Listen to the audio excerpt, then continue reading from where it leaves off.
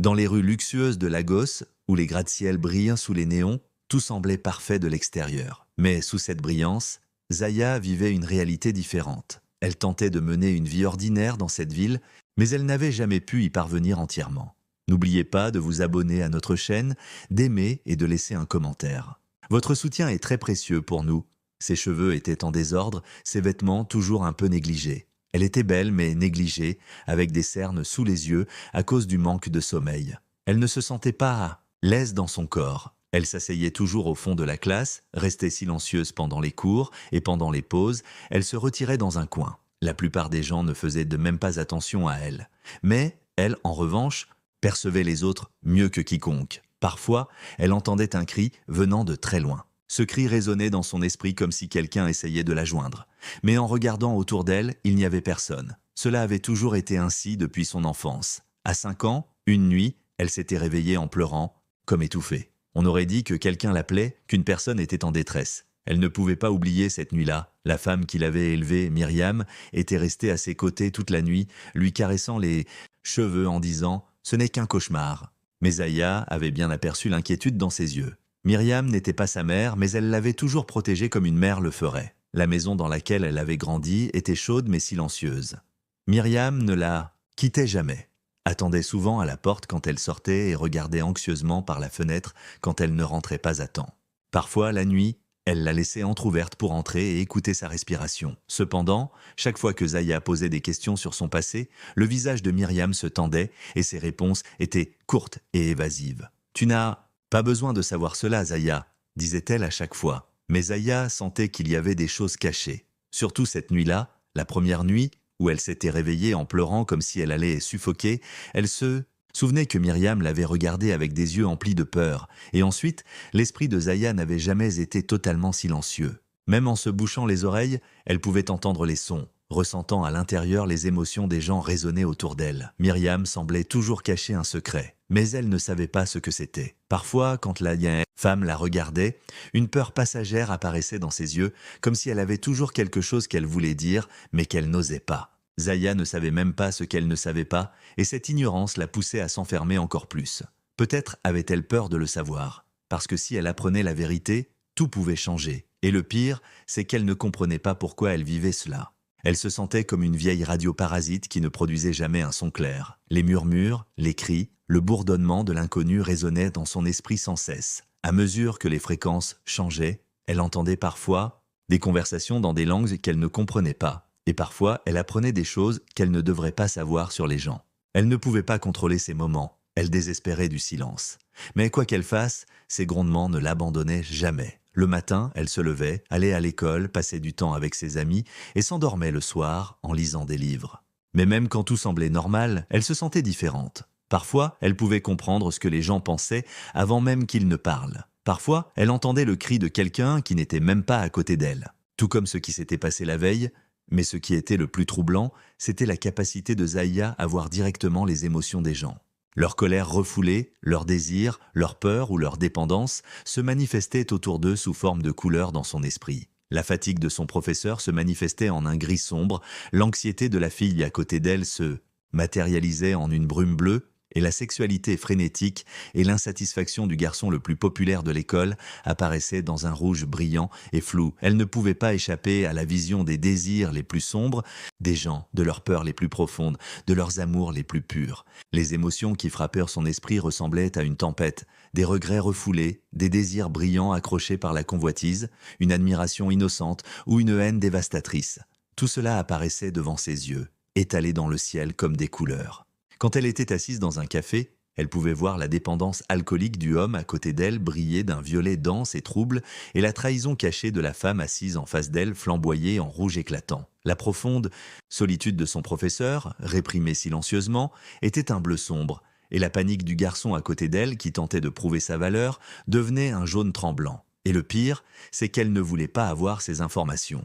Elle ne devait pas les voir, mais elle ne pouvait pas non plus y échapper. Quiconque passait à côté d'elle lui chuchotait sa propre vérité sans le savoir. Et peu importe combien elle essayait de fuir, ce poids la pesait de plus en plus. Un matin, alors qu'elle se dirigeait vers les cours, elle entendit un cri venant de très loin. Le hurlement qui résonnait dans son esprit appartenait à un enfant. On aurait dit que quelqu'un très loin demandait de l'aide. Elle tourna la tête, mais il n'y avait personne autour. Elle se boucha les oreilles, mais le cri continuait. Elle savait déjà que ses sensations n'étaient pas un jeu que lui jouait son esprit. Parce que chaque fois, la réalité était révélée, sa sensation étrange s'intensifia et elle accéléra le pas. Elle devait trouver la source de ce cri. Sans s'en rendre compte, elle commença presque à courir, se sentant traverser les rues. Elle se déplaçait à une vitesse que seule une personne extraordinaire pouvait soutenir, le vent fouettant ses joues, mais elle ne voulait pas s'arrêter. Elle avait commencé à tester ses limites. Elle traversait les feux de circulation sans se soucier des voitures, et lorsqu'elle tourna dans une rue, elle se sentit presque comme si elle flottait dans l'air. Elle pensa même qu'elle ne serait pas blessée si elle sautait d'une falaise, elle n'avait pas peur. Au contraire, elle se sentait libre dans cette vitesse, comme si rien ne pouvait l'arrêter. Le vent frappait sa peau, les bâtiments passaient derrière elle comme des ombres. Soudain, une pensée lui traversa l'esprit. Si elle sautait d'une falaise maintenant, tomberait-elle ou resterait-elle suspendue dans l'air? Cette pensée lui apporta une étrange paix. Mais elle ne savait pas encore qu'il pourrait y avoir un prix à cette liberté. Ce soir-là, elle vit des images d'un accident de voiture aux informations. Elle avait entendu ce son avant l'accident. Son cœur se mit à battre plus vite. Lorsque bien haut, les images de la scène de l'accident apparurent à l'écran. Les détails de cette situation étaient déjà clairs dans l'esprit de Zaya. Elle avait pu deviner exactement l'endroit où l'accident s'était produit. Si elle avait suivi la direction du cri et était partie à sa recherche, peut-être aurait-elle pu arriver là-bas à temps. Maintenant qu'elle y pense, cette sensation brûlante en elle l'avait guidée. Mais elle ne comprenait pas pourquoi ce ne pouvait pas être une coïncidence. Il était temps de commencer à poser des questions. Ce n'était pas la première fois. Et elle savait que ce ne serait pas la dernière. Lorsque les vacances scolaires commencèrent, elle commença à travailler dans une bibliothèque. Elle y trouvait la paix parmi les livres. Pour elle, les livres étaient un refuge. Elle était particulièrement attirée par les écrits sur les démons, les esprits, les anges et les mystères de l'existence. Elle se sentait étrangement proche de ces récits, comme s'il existait un lien invisible entre eux. À mesure qu'elle approfondissait ses réflexions sur sa propre vie, son intérêt pour ces sujets ne faisait que croître, mais sa présence à la bibliothèque n'était pas uniquement motivée par cela. Elle rêvait de devenir pilote et devait économiser de l'argent pour réaliser ce rêve. Sa famille avait un niveau de vie intermédiaire, sans suffisamment d'argent pour soutenir de grands rêves. Cependant, Zaya était déterminée à tracer son propre chemin. La bibliothèque était silencieuse, le monde au milieu des livres était pour elle à la fois une évasion et une découverte. Mais cet endroit serait aussi celui où sa vie changerait. Car c'est ici qu'elle rencontrerait un enfant dont elle ne percevrait aucune aura. Elle ne ressentirait rien à son sujet. Et cela ouvrirait la porte à un grand inconnu dans le monde déjà extraordinaire de Zaya. Il lui faudrait du temps pour commencer à comprendre les vérités. Qui était son père? Pourquoi sa mère était-elle morte? Quel pouvoir elle portait en elle?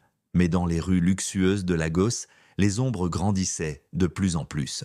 Et Zaya ne pourrait pas échapper à son destin. Elle se rendait à la bibliothèque chaque jour à la même heure. Elle s'était créé une routine là-bas, mais ce jour-là, tout était différent. En entrant, elle remarqua que les regards des gens étaient fixés sur un point précis. Un groupe de filles chuchotait en riant, regardant quelqu'un à travers les rayons. Quand Zaya leva la tête, elle le vit. Nathan, le nageur le plus populaire de l'école, il se préparait pour les Olympiques et avait toujours un cercle de fans autour de lui. Grand, large d'épaules et doté d'un physique presque parfait. Sa peau bronzée, ses cheveux légèrement blondis par le soleil indiquaient qu'il nageait régulièrement. Et son sourire confiant le rendait presque parfait. Les filles le dévisageaient, chuchotant entre elles, même le bibliothécaire souriait à la présence du jeune homme. Son aura était différente de celle des autres garçons. Il attirait l'attention de tout le monde, créant des vagues brillantes de rouge et d'orange dans l'esprit de ceux qui étaient là. Les femmes éprouvaient un désir intense pour lui, tandis que les hommes le regardaient avec un sentiment de compétition. Mais pour Zaya, c'était différent. Il n'y avait aucune couleur autour de lui. Normalement, elle percevait les émotions des gens sous forme de couleurs. La peur était bleue, la colère rouge, et la convoitise était jaune trouble. Mais en regardant Nathan, c'était un tout autre tableau. Il dégageait une aura intense. Des vagues éclatantes d'orange, de rouge foncé et d'or se propageaient autour de lui. Les gens l'admiraient. Les femmes ressentaient un désir intense pour lui. Les hommes étaient remplis de jalousie et de rivalité. Mais ce qui était le plus étrange, c'est que ses couleurs étaient uniquement dirigées vers les autres. Zaya réalisa que Nathan ne projetait aucune aura à son égard, comme s'il ne la voyait pas ou sa présence n'avait aucune signification pour lui. Ce garçon que tant de gens regardaient avec tant d'enthousiasme était pour elle une figure figée. Cela l'effraya, car pour la première fois, elle ne ressentait absolument rien à propos de quelqu'un. Comme si Nathan était une entité que son esprit ne pouvait pas appréhender. Et cette situation le rendait infiniment plus dangereux que les autres. Nathan était une figure qui brillait dans le monde luxueux de Lagos, rayonnant de succès et de charme. Il avait 19 ans, attirant l'attention avec sa grande taille et son physique athlétique. En préparation pour les Olympiques, son corps était parfaitement équilibré et musclé. Sa peau bronzée brillait sous le soleil et ses cheveux mouillés semblaient toujours légèrement en désordre et désinvoltes. Son sourire était assuré, mais dans ses yeux se cachait une profonde obscurité. Bien qu'il semble de l'extérieur être une star admirée par tout le monde, il menait une lutte intérieure héroïque. Il était un néphilim. Son père était le baron des plus grandes organisations de prostitution et de trafic de drogue au monde. Son ombre pesait sur Nathan comme une malédiction. Cet homme contrôlait des millions de gens, les entraînant dans le piège de la dépendance et du désir, régnant sur le monde depuis les ombres. Il était déterminé à transmettre ce même destin à son fils, Nathan. Souvent, son père, lui, parlait du rôle des néphilim dans le monde. Nous sommes leur désir, nous sommes leur côté sombre, les gens veulent te tomber et nous les aidons à chuter. Tu ne peux pas trahir ton héritage, Nathan, répétait-il à chaque fois. Mais Nathan détestait ces mots. Son héritage était écrit dans le sang et le péché, et il ne voulait pas accepter cet héritage. Nathan voulait briser le destin que son père lui avait imposé, mais ce n'était pas si facile, car en lui, Nathan menait une grande bataille. Ses instincts lui disaient que tout ce que son père lui avait appris était vrai. Il ressentait comment les gens le regardaient, comment ils étaient attirés par lui, comment chaque mot qu'il prononçait les dominait. À mesure qu'il luttait contre cette attirance, quelque chose se brisait en lui. Lorsque sa volonté se heurtait à ses instincts, il avait l'impression que son esprit était déchiré. Chaque jour, il menait cette bataille. De l'extérieur, il semblait avoir une vie parfaite. Un nageur en préparation pour les Jeux Olympiques, un jeune homme talentueux et beau, entouré de fans, mais en réalité, le vide en lui le rongeait. D'un côté, la pression de son père, de l'autre, le désir de sauver son âme. Et chaque jour, cette lutte devenait de plus en plus épuisante, mais il détestait cela. La tâche que son père lui avait assignée était de séduire les gens, d'exploiter leurs faiblesses pour les faire tomber. C'était un choix qui lui avait été imposé. Son charme inné, son influence sur les autres, son instinct de ne pas se réprimer lui était rappelé à chaque occasion. Mais Nathan refusait ce destin. Il y avait une part de lui qui, attiré par son côté sombre, luttait contre la force de ses instincts. Les femmes l'admiraient, les hommes désiraient être à sa place. Lui, il essayait de se maintenir en équilibre en combattant ses instincts. Il n'était pas seul. D'autres néphilim comme lui l'entouraient, chacun utilisant son pouvoir dans des domaines différents. Certains en politique, d'autres dans le milieu du divertissement, et d'autres encore dans des organisations secrètes. Mais eux aussi, comme Nathan, étaient fatigués. L'obscurité dans laquelle ils évoluaient les consumait de l'intérieur. En surface, ils avaient l'air forts, contrôlés et indifférents, mais en réalité, ils se sentaient désespérés. Ils voulaient en rejeter l'ordre dans lequel ils étaient nés, mais ils ne savaient pas où fuir. Certains demandaient à Nathan « Pourquoi gaspilles-tu tes talents ?» tandis que d'autres, au fond, cherchaient une issue comme lui. Parfois, lors de leurs rencontres nocturnes, personne ne parlait. Le silence racontait les vérités qu'ils retenaient à l'intérieur. Ils étaient tous enchaînés, mais personne n'osait briser ses chaînes. Alors que Nathan luttait contre son obscurité intérieure, il pouvait voir qu'ils menaient tous le même combat. C'est pourquoi ils ne se sentaient pas seuls, mais leur être ensemble ne leur offrait pas de solution. Ils devaient tous vivre une vie dans l'ombre. Nathan était déterminé à tracer un nouveau chemin pour lui-même. Il n'était pourtant pas sûr de pouvoir toujours gagner cette lutte. Parfois, lorsqu'il se retrouvait dans une boîte de nuit, entouré d'une foule qui le regardait avec adoration, il sentait l'obscurité en lui chuchoter « Contrôle-les, guide-les, ils peuvent être tes jouets ». Ces murmures lui rappelaient ce que son père lui avait dit pendant des années, mais il voulait être différent. Dans un coin éloigné de la bibliothèque, une ombre apparut, imperceptible aux yeux des autres. Les gens ne semblaient pas remarquer sa présence, mais Zaya pouvait sentir, grâce à ses sens affûtés, que cette entité se trouvait là. Lorsque la silhouette émergea près du mur, elle ressentit un frisson glacial dans son corps. Puis, une figure longue et puissante se détacha de l'ombre. Nathan, mais elle comprit rapidement qu'il n'était pas seul. Le poids de l'air avait changé, une pression invisible enveloppait toute la bibliothèque. Derrière lui, des entités sournoises, invisibles aux yeux des humains mais visibles pour les néphilim, apparurent. Dans la lumière tamisée de la bibliothèque, des silhouettes impossibles à discerner par l'œil humain s'appuyaient contre les murs, attendant avec une patience moqueuse. Ce qui lui causait des frissons dans la nuque n'était pas seulement Nathan. Elle pouvait ressentir la malveillance de ces créatures qui se déplaçaient parmi les ombres. Les gens avaient plongé dans leurs livres sans rien remarquer. Mais Nathan savait très bien qu'il n'était pas seul. Ces ombres qui le suivaient depuis des années, qui se cachaient dans les coins sombres, voulaient de quelque chose de lui. Il avait appris à les ignorer, à faire comme si elles n'existaient pas. Mais ici, dans cette bibliothèque silencieuse, leur présence devenait encore plus troublante. Les démons étaient impatients. Ils l'observaient, le provoquant presque. Zaya, quand à elle faisait face à une telle entité pour la première fois dans sa vie. Tous ses instincts lui ordonnèrent de fuir, mais elle ne pouvait pas détourner les yeux de Nathan, parce que sa présence écrasait tout. Il devait être une menace, mais pourquoi ressentait-elle autre chose que la peur? Une étrange pression pesait sur sa poitrine. Ce n'était pas de la peur, mais ce n'était pas non plus de la confiance. Alors que toutes les cloches d'alarme se déclenchaient en elle, elle avait ses yeux rivés sur les profonds et sombres yeux de Nathan. Lorsque Nathan remarqua Zaya, la tempête en lui s'intensifia.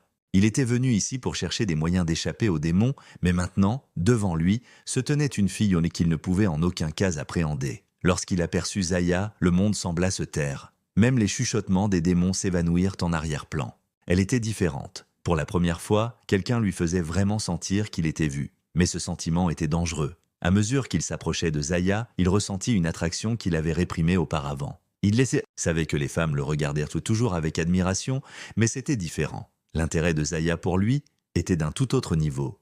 Il y avait une étrange attraction entre eux et Nathan ne savait pas ce que cela signifiait. Il ressentait à la fois quelque chose de sexuel et d'émotionnel. Sa lutte intérieure prenait maintenant une nouvelle dimension. Zaya, elle aussi, rencontrait une telle entité pour la première fois. La présence des démons la serrant, l'étouffant. Mais ce qui était le plus étonnant, c'était le regard de Nathan sur elle. Dans ses yeux, il n'y avait pas seulement de l'admiration, mais quelque chose d'autre, un intérêt intense, une attraction et un lien qu'elle ne pouvait pas expliquer. Zaya ressentait la même chose, personne ne l'avait jamais regardée de cette manière, elle se sentit vibrer à l'intérieur, mais aussi une drôle de peur, ce moment marquait un nouveau départ.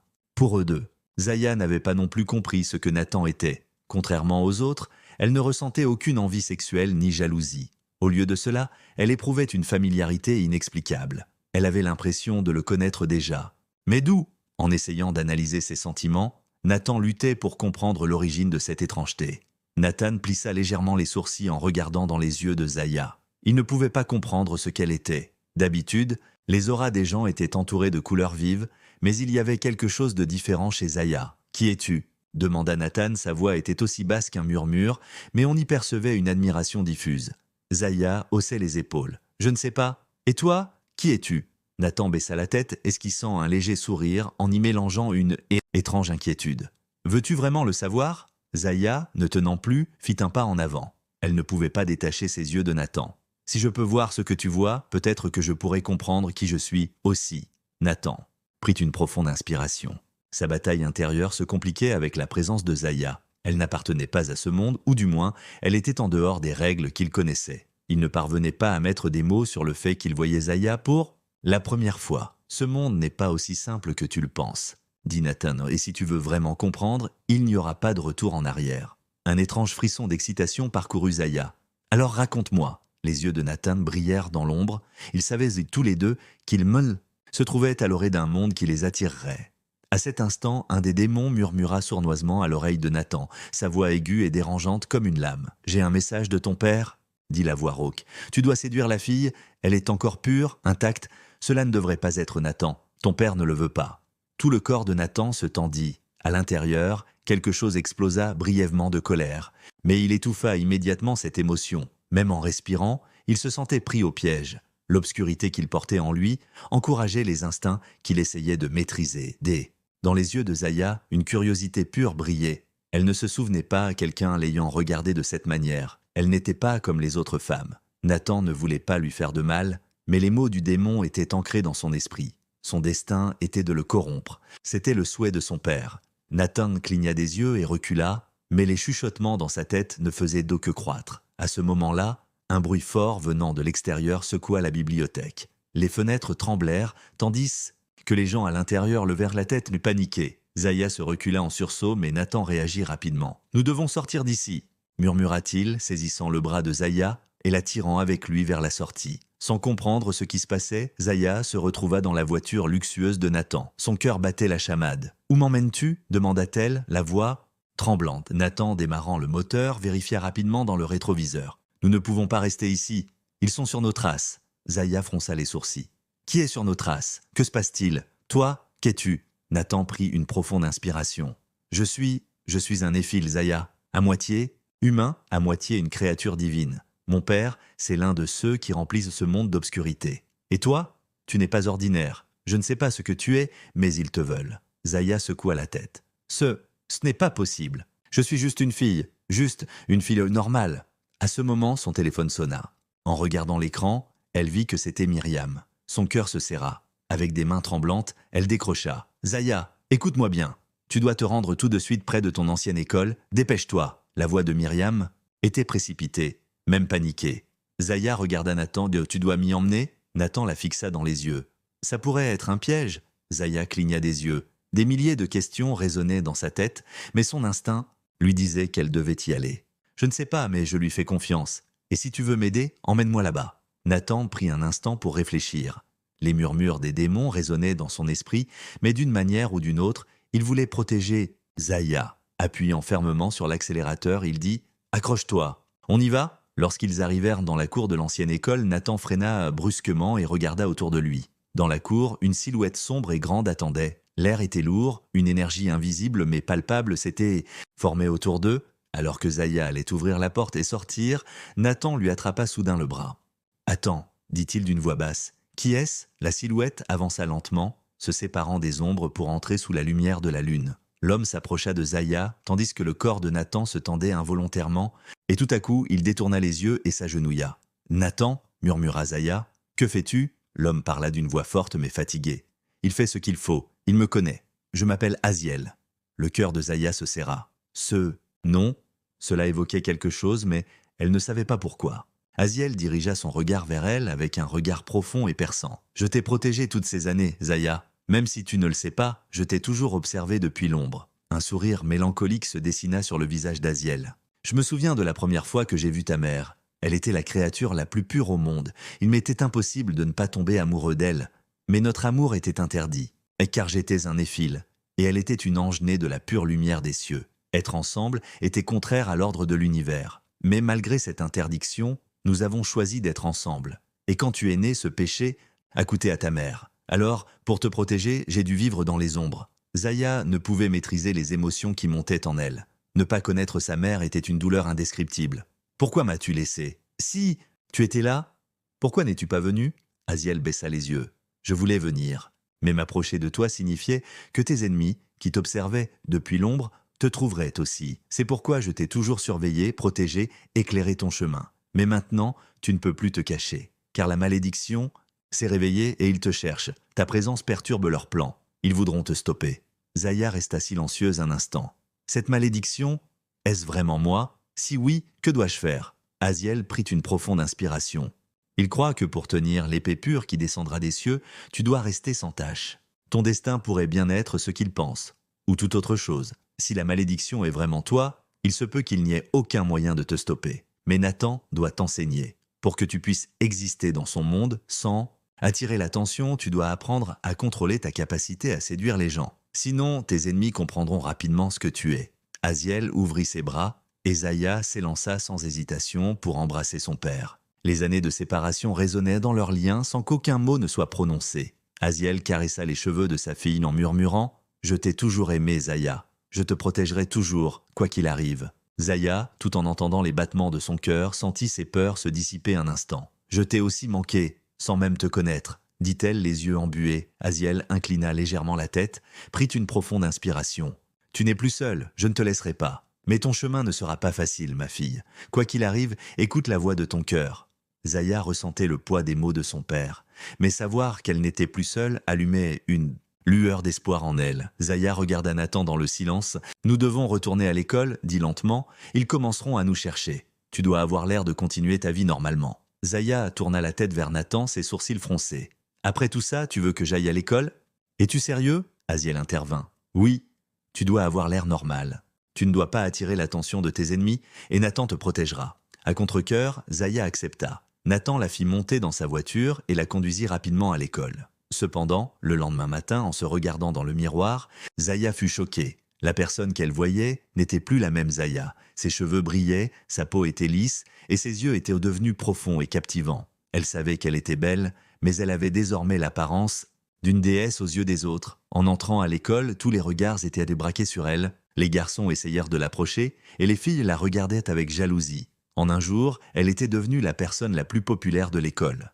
Mais ce n'était pas aussi bien qu'elle l'avait pensé. Le pouvoir qui circulait dans son corps attirait les gens vers elle. Sa simple présence était suffisante pour envoûter son entourage. Alors que les garçons la regardaient avec admiration, les filles commençaient à la voir comme une menace. Mais Zaya ne comprenait pas réellement comment ce pouvoir fonctionnait. Lorsqu'elle tournait son regard vers quelqu'un, elle pouvait sentir leurs désirs et leurs intentions dans son esprit. Même les étudiants les plus silencieux de l'école essayèrent de s'approcher d'elle cherchant son attention. Mais ce n'était qu'une illusion, ce n'était pas réel. Nathan observait la scène de loin. Ce qu'il voyait ne lui plaisait pas.